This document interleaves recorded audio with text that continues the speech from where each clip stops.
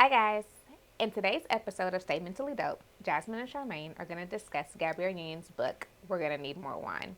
In this episode, we're going to go through all the themes that Gabrielle Union talks about is growing up as the only black person, being invisible, not listening to herself, and all of the funny stories that she has that goes throughout this book.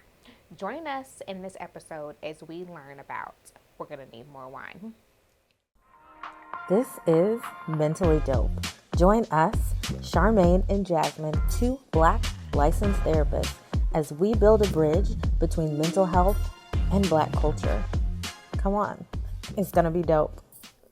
Hey y'all. Hey, hey, hey. Welcome. Welcome back. The conversation on We're Gonna Need More Wine went very long, so we cut it up into 2 episodes. So this is part 2. We hope you enjoy. Of course, the way that she writes a book, it's not sequential. So before we even hear about like how they met and all this stuff, she was just like, "This is the worst choice that I ever could have made." Like it was just bad. It started with the wedding, right? With her dad. I don't think that's the first thing she said. But. With her dad at the wedding, kind of being like, "Are you sure you want to do this?" Listen, No, but she was sick. She was like literally physically ill. She was like, "I don't want to do this. It's terrible." She was crying the whole time, but not of joy. I think that this is a side note. I've had this talk with people before, and I get this even as someone who is married and sometimes not always wanting to hear certain things in certain situations. But if you have multiple people come up to you during your engagement process, or like even like during the wedding ceremony, and be like, "Are you sure about this?" You might want to listen, just maybe. I'm not saying that everybody's right, but if it's more than one person who comes to you and it's like. But for her, it wasn't more than one person. It was everybody. Everybody, when she told them, she was like, "Okay, well, if you like it, I love it." Yeah, which is like literally the black people, saying for like, we don't like it. Like nobody was like, "I'm so happy for you." They were all just like, "Okay. We support you however you want us to support you." Which in hindsight, if you like for everybody who has not read the book, you will see that she says that they had a long distance relationship where they were dating long distantly, like only seeing each other on the weekends. They had only been dating for like, what was it, like a couple months? I did some calculations, yes. So they were dating 3 months before they proposed, but then it was kind of like a longer engagement. Okay. So essentially 6 months before they got married. Yes. And that's not long at all. But this once again goes back into, like we said, like not listening to yourself, because and I think that for all of us, we do this. So no judgment, girl, because I definitely get it. See you seeing us. But yes, I see you see me. Like all of us do this when we are out of a situation and we go back and we're looking at it and we're like, there was a lot of red flags that I bypassed, or like maybe I shouldn't have did this. I died laughing at some of these stories, like the fact that this man was eating chicken when he was trying to propose to her.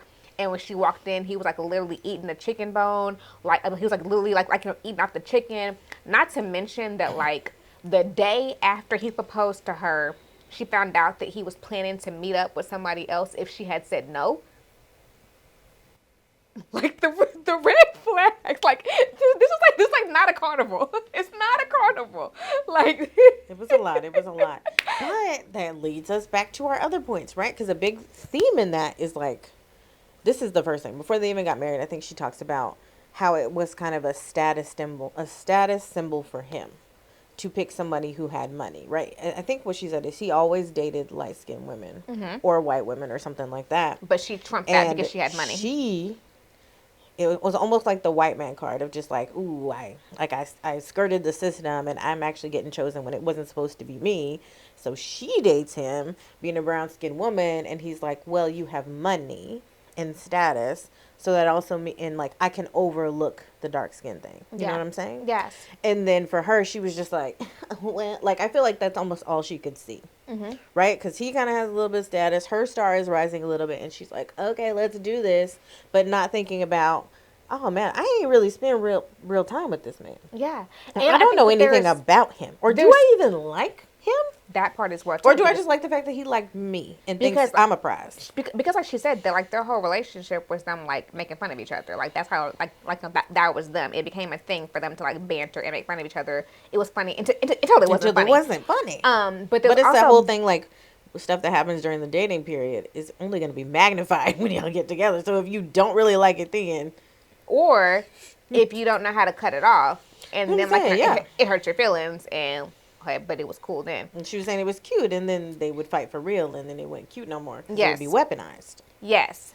And then we also see something else. Something else that I love that she said in the book is that she says something to the extent of who you are, that you don't grow out of who you are. It just shape shifts.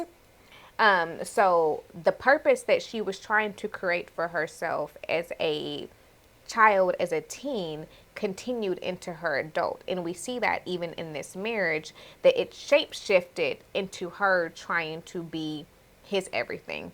She wanted to help him, help him with like his, because like he got cut from his first team. She wanted to help him with like his second team. She believed in the fact that he could like actually be a star player. He wasn't. She believed in like his career goals. Like even like we even see as they're going through a divorce, she still bought him a car. She still gave him a whole lot of money for his business. Yes, You just we're want to on hold the on roller something? coaster of Why? like she still felt this feeling of like my purpose is for you to need me, and that gives me purpose, and I'm going to continue to help you even if I'm shelling out a lot of me and a lot of my resources. Didn't she pay his rent too after they moved out? Like she paid his rent for a while. Yeah, she paid like 6 months of his rent up. He also got money in the divorce, so there's also that aspect of it, of her overgiving herself, and then also like you said, of her seeing herself in a light that wasn't quite true at the moment, because during this time she wasn't like that famous yet. She even said it. She was like that, I was so terrified of the embarrassment of the fact that people were going to be like that her marriage failed, when in reality it would have been like eighth lead star of She's All That. Yeah, but she like makes fun of herself about that. I get it. But that is the thing. She does say like at that point, because it's public, because she had picked up the phone and called everybody and told them about the engagement, even Got though it. she knew it was wrong and she didn't want to do it and it wasn't going to work out long term. She was like, it's too late. Everybody knows we can't undo it, But I think because that she's there's, worried about how people think about her. yes, the perception of how people see her, but also the accomplishment of what that was. Do you know how many people? Marriage is a status symbol. Yes. Yeah, How many people just want to post on Instagram? Look at my ring, y'all. that's why we. I don't That's even what want to we're here marry for. you. But Yeah. yes, but I am here for the Instagram post. Exactly. Or we just fought, we just duked it out, but listen, hand on hand, you know what I'm Yes. saying? I have something like your cute posters that I want to do for us, y'all.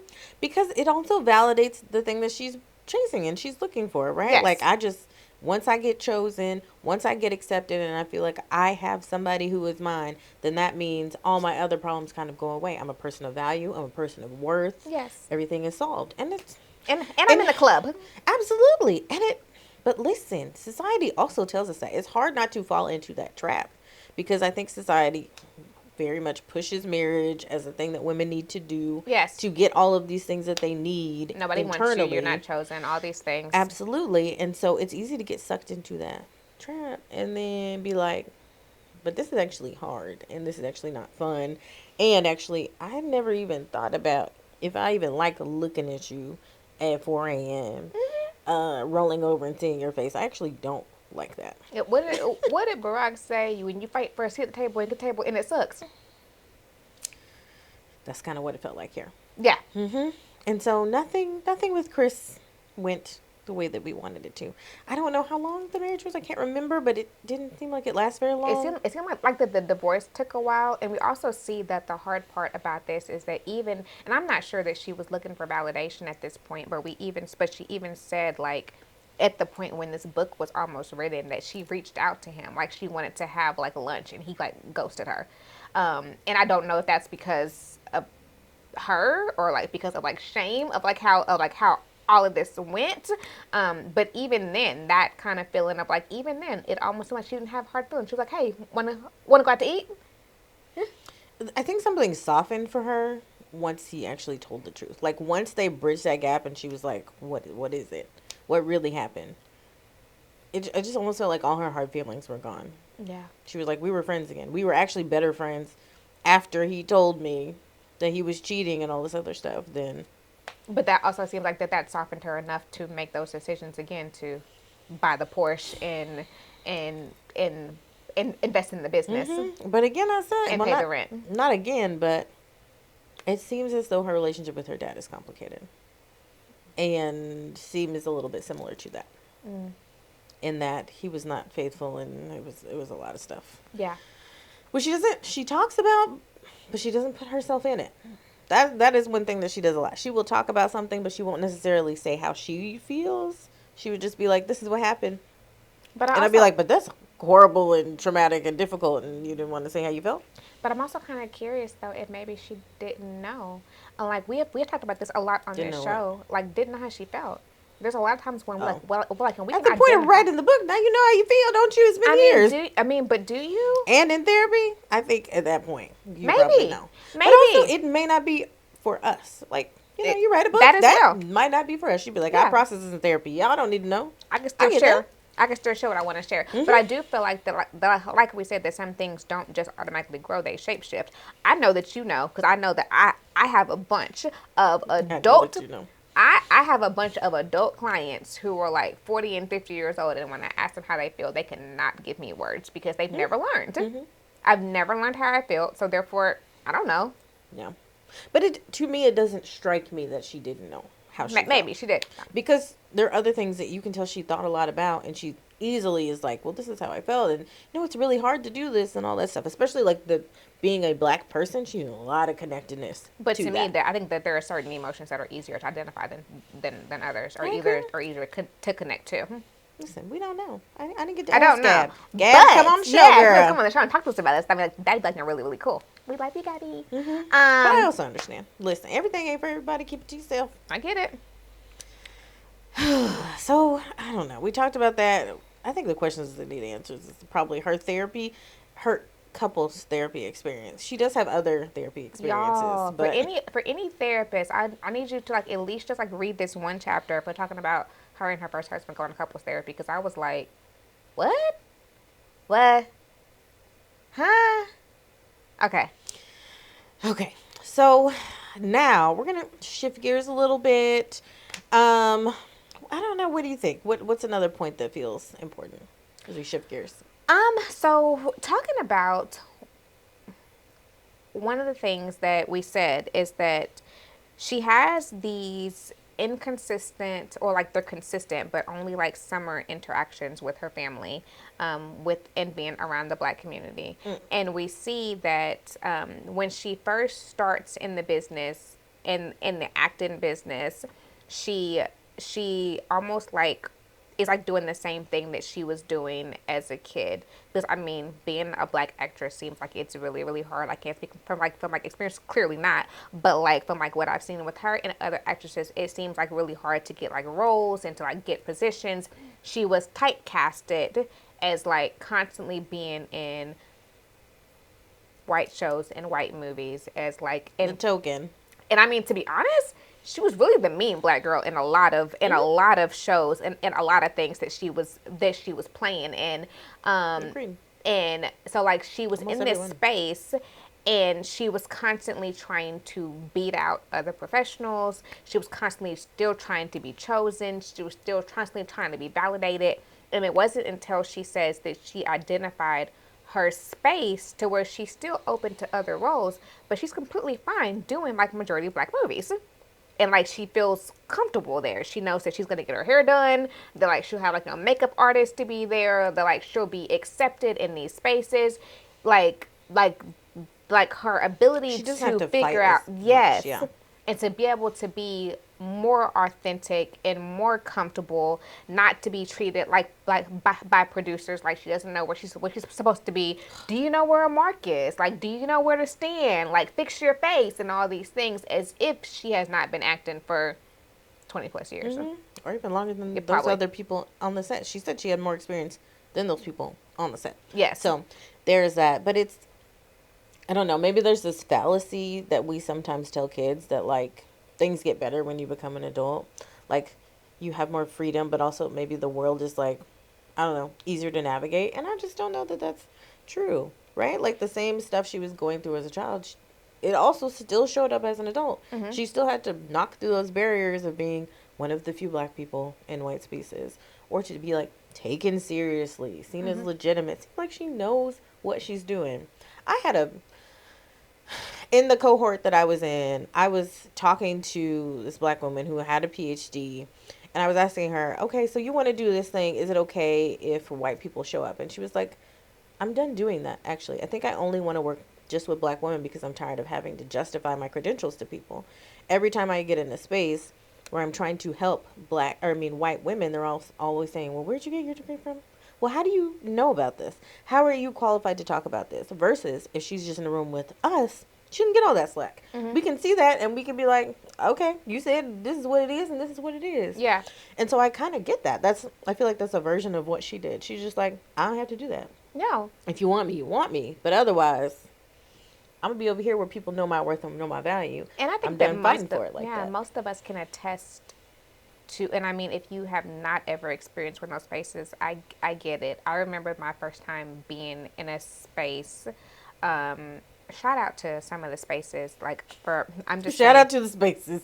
shout out to the spaces where we can feel comfortable in those spaces. I remember going to my first training that was taught by black women. That's only recent too. No, like literally, it was the first time ever, and I cried. I did not think that I was gonna be like so emotional, but there was like something like so different about that space, and I was just like, Life. I never want to go back. Life changing. I never want to go back, and I mean, I know that like I clearly cannot stay there because like those are not always available, and like whatever. I understand that, but in that moment, like day one, I was like,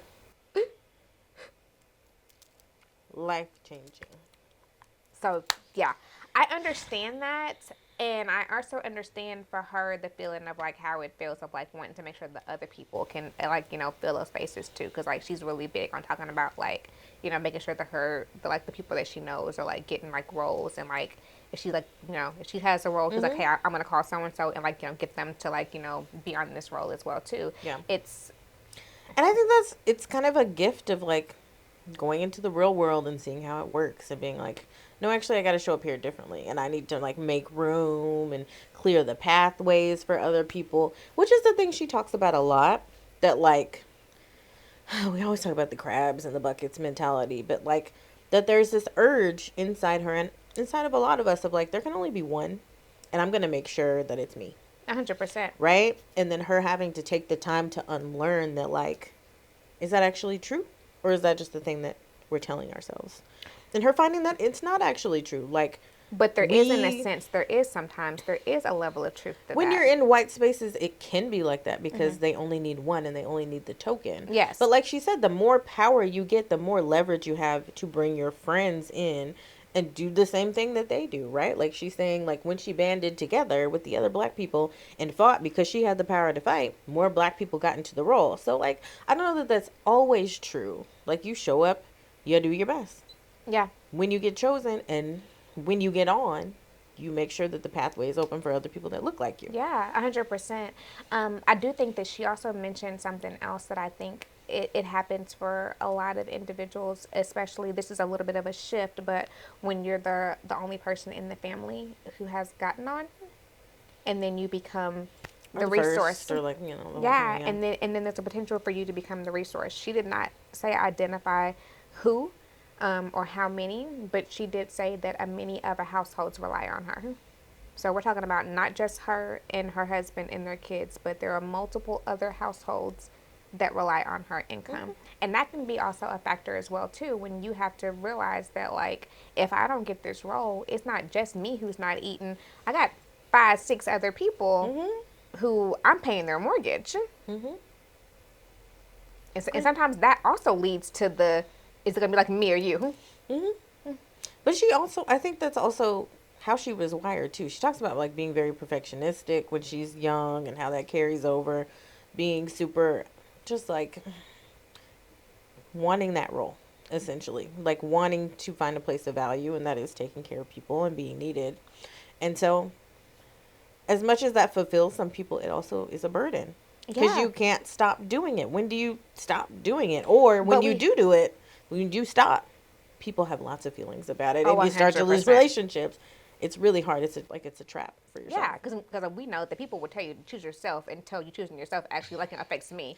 Oh well, And then, well, I I can pay your didn't. bills this month. Whoa, whoa, whoa, whoa, whoa, Well, whoa, but you whoa. told me to choose That's me. yeah. What you trying to say? That's not what I meant. But I meant choose me and then choose you. Yes. No, no, no, no, no, no. And we also see this though. We see how sometimes those pressures can lead to regrets and resentments. We seen this in like one like the final chapters of the book, where she says that she was trying, yeah, which was like a really hard chapter. But you see where she had a best friend that was literally like on her deathbed at this point, but she had to go to like convince somebody to hire her for a role. So like, you know, she literally pushed her plane back to go like have this meeting about a role that she didn't even get.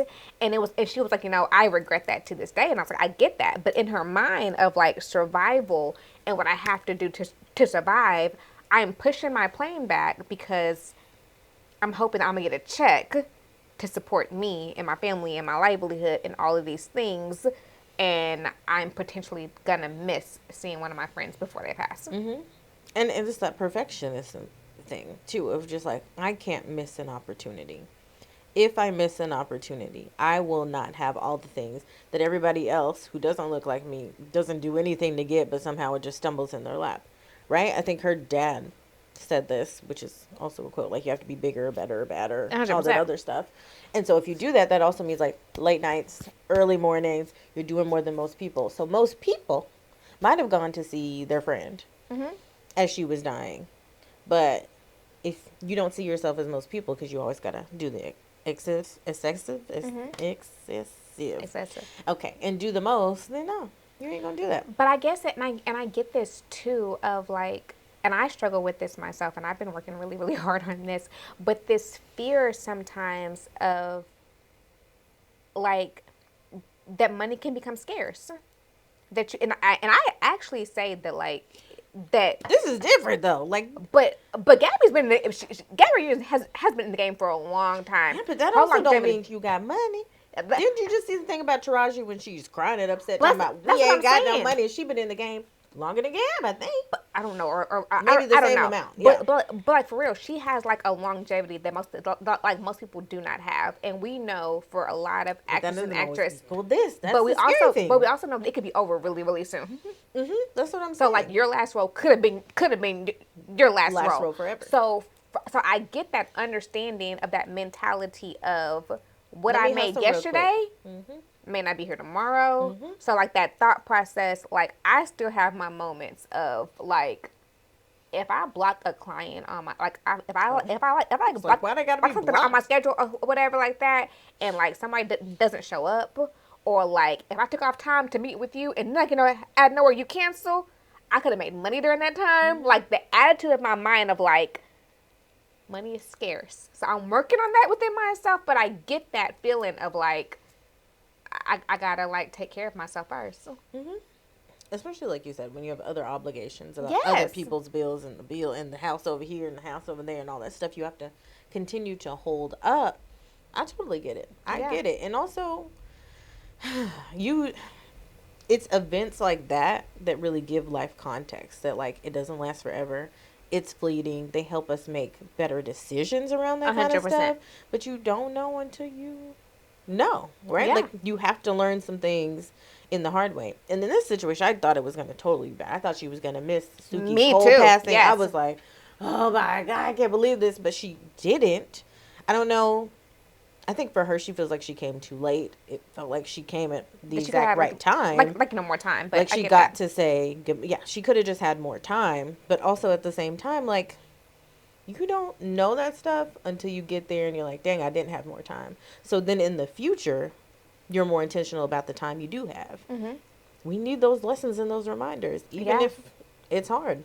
And we also see another lesson that we saw that she had to deal with, because she says that up until her current marriage, with, like we said, that her purpose and her position had always been the breadwinner and being the person who like handled all this stuff, and then she meets her current husband who has a whole lot more money than she does, and she was like that she was okay with it, but it was also like, this like weird feeling of like, what's my place in this situation, because you actually earn more than me, and her earning had like, become her value at this point. So in this space it was like, so what's my value? And then they have like this whole like prenup conversation, and she was like that her value was like being like reduced to a number, and it made her feel some sort of way. And I feel like that sometimes we're not always faced with stuff like you said until like it's put in our face of like, wait, how do you handle a relationship when someone's different from everybody else, and you're like, oh, I can't show up the way that I show up in other situations because it don't work here. But I also think that's the thing that she liked about the relationship. I mean, Too, yeah, that you like she can love doesn't. it too, but it also requires you to like Yeah, it requires inventory and like, some stretch, yeah, and stretch. stretch. But I kind of love it for her. I do. I'm I just like, 100% you love it. absolutely need a relationship where you don't have to show up and be the performer, be the one who Yes, fixes it all, be the one who's yes, perfect. Like, you need a safe space in that but that relationship. also But requires something also, from you, because like yes, for a lot of people, and I get it, for a lot of people, when you're so used to showing up one way and then you can't, or it's like a thing and you're like, so what do I do now? mm-hmm, Who am I now? mm-hmm, Once again, like, what do I like? mm-hmm. I'm used to be like, whatever you like. You can't.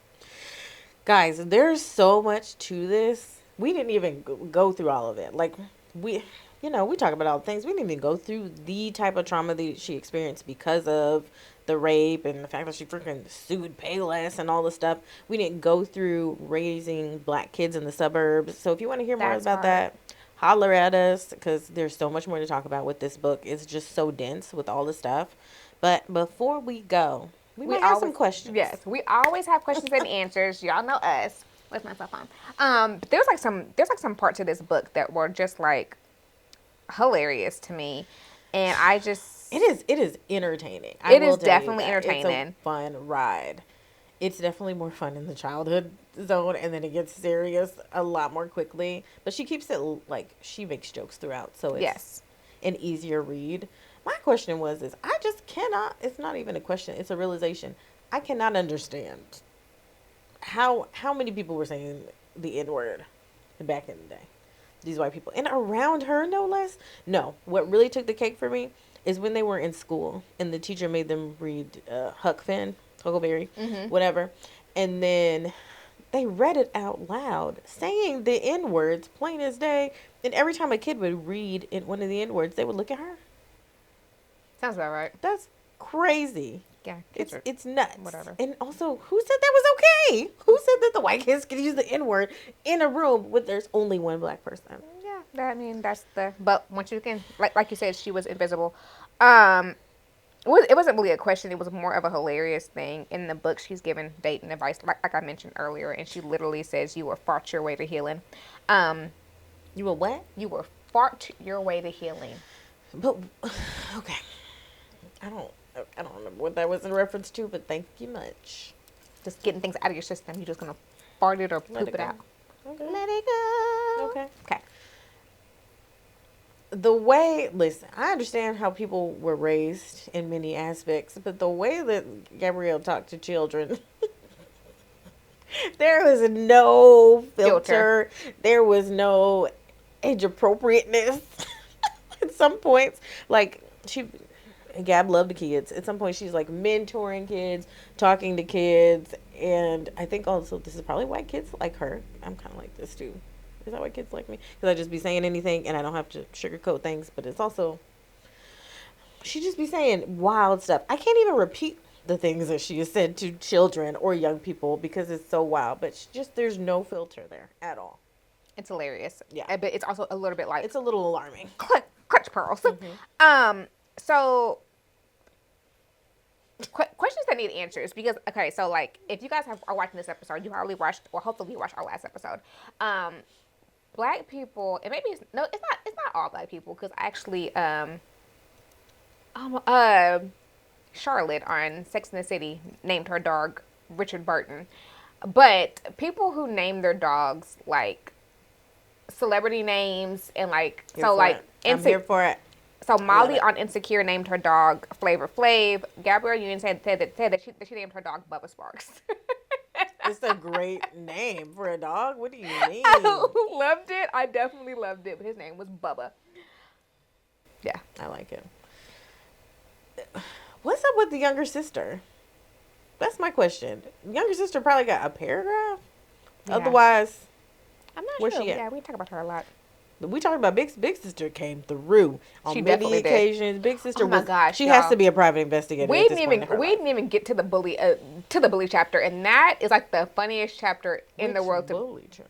The girl bully that that wanted was to fight her. yes, that was That yeah. don't really count as bullying to me. Well, It's crazy, but You called and cause out my parents like we have a problem. it's wild. And Literally, they told the police. The police were like, I don't know. I feel like they were just like, oh, this is black on black crime. But if this was a white person, they would. You don't call nobody mama house and leave a voicemail, take him down. F you, F your mama, I'll fight everybody. yes. Excuse me, that's domestic threatening. And then got in her mama's face and said, "I don't care. I'll still fight you." Listen, my mama. But her mama was right there. She didn't fight her. No, but listen, my mama, Darlene, definitely would have been the one to be like, jump. Like, But that's what I'm try saying. it. Her mom was making fun of her. You scared of that little girl who got whatever she had on? I can't remember what she had on. Yeah. But, I mean, clearly, her mama wasn't phased either. But No. okay, so maybe it's me, and I didn't know this, and I probably should have Googled this. Did you know that Marie Callender's had restaurants? No, I asked that question. I was like, Marie Callender's has a restaurant? But I think they only had like a few. They didn't have like Because I've a only global known them thing. as they little, like, dollar microwave things I used to eat for lunch. I did not know that they were like... I've heard that before, but I ain't never like been to one or seen one. Okay, so yeah, they were eating at a Marie Callender's, and I did not know No, somebody worked that they had there. restaurants. Oh. Somebody worked at a Marie Callender's restaurant. And I was like, this is interesting. Tell us what they doing at Marie Callender's. They just make pot pies though, or no? No, I used to buy the pastas. I mean, in the restaurant, what was they making? I don't know. I could tell you. Go ahead. My nosiness really wanted to know which role she was auditioning for and Jump in the Broom that she did not get. She didn't tell us. No, she didn't say which role it was, but I'm really curious. Yeah, my nosiness wants to know. Because Okay. I was like, was it like Paula Patton's character, or was it like Megan Good's character? Was she looking at one of the bridesmaids? I don't know. I really want to know. Okay, somebody let us know. I was shocked. I felt it was a little bit diabolical the way that her and her older sister low-key blackmailed their dad when they found out about his affair before the Oh my mom found out gosh. about his, not even affair, a second family, right? Like, it was crazy. So that situation was crazy. Like, the way that he did things, and the fact that like the community was against it, like the community was like, we're gonna be loyal to this woman we don't even know, and like it was really weird. So, but at the point where her and her sister were blackmailing dad, like, well, we know your secret, so can I get the credit card or what? And if you don't give us the credit card, then you already know what's up. This is diabolical. It's diabolical. I mean, this is also the same girl who was hiding people and was like lying to her grandma. We already said that the Gab was on some stuff. Did they say how they got a ride to Planned Parenthood? Somebody drove to Planned Parenthood, baby. Yeah, one of the friends drove to Planned Parenthood, and they all hit up all their parents for like allowances and money for things that didn't exist. That was to raise money to get one of their friends an abortion. That was crazy. And then she jacked all the condoms out of Planned Parenthood and started handing. Started handing them tried out to to hand people. them out, and they gave it back to her, and they were like, "You keep it." And then her dad found her stash. It was a whole thing. Yeah. Crazy work, guys. Crazy work. It It's was a hilarious, mess. but it was definitely also, and I feel like that I've seen other people give interviews about him that have always been like funny, but she's talking about I actually watched Cradle to the Grave the other day, but when she was on the set of Cradle to the Grave and she was working with DMX, that on the set at 2 a.m. on the set at 2 a.m. DMX says, I want to adopt some more puppies. which is actually crazy work. If you guys have ever heard the stories about DMX and his puppies and all that happened with that and him going to jail for those dogs, whatever. But he wanted puppies at 2 a.m. And she called somebody that she knew who was selling dogs, and they literally bought the dogs to the set at 3 a.m. So DMX got 2 dogs, and that's what she got Bubba Sparks. But I was just For like, free, right? yeah, for getting her the deal with DMX. But I was just like, what was going on that at 2 a.m. this man just randomly said on set, I need the dogs now. Probably in that voice. Is that it do? Now. With the DMX voice. But I think that it was like also Anthony Anderson has like some funny interviews about like that same set when he was like he would never ride in a car with him anymore because like him like randomly getting up and be like, you know, I want like Red Lobster and like fastly driving them to like Red Lobster and like, so I'm like, I could only imagine like what kind of person he was on set. I want like some Red Lobster now. Okay. I kind of do, and like the random stuff like that was like hilarious to me. But it was a wild ride, and this is only book 1, friends. And we got a feeling, like me and Jasmine said, like we might want to do book 2, just because I'm just curious to see the stories that are going to be in book 2. We'll see what's next, but y'all pick a thing, anything. There's so many things that go with this. Talk to us in the comments, please. Yeah, we want to talk back. We do, and like every part is a jumping off point to another conversation because there's just so much to it. So yeah. Take what you need, leave the rest. But otherwise, y'all stay mentally dope. Bye.